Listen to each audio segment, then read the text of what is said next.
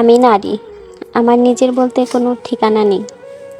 বিয়ের আগে বাবার বাড়ি, বিয়ের পর শ্বশুর বাড়ি, আর ভাগ্যের লেখন যদি বিবাহ বিচ্ছেদ হয়ে যায় তাহলে ঠিকানাবিহীন নারী। শুনতে হয় হাজারটা লোকের বাজে কথা, বেঁচে থাকতে হয় বুকে নিয়ে পাথর সমান ব্যথা। মেয়েদের জীবনটা হলো নিম পাতার মতো, মানুষ ভালোবাসে ঠিকই, তবে প্রয়োজন পড়লে। নারী বড় হলে পরিবারের বোঝা, বিয়ে হলে স্বামীর বোঝা, বৃদ্ধ হলে সন্তানের বোঝা। আচ্ছা, তাহলে নারীর অস্তিত্বটা কোথায়?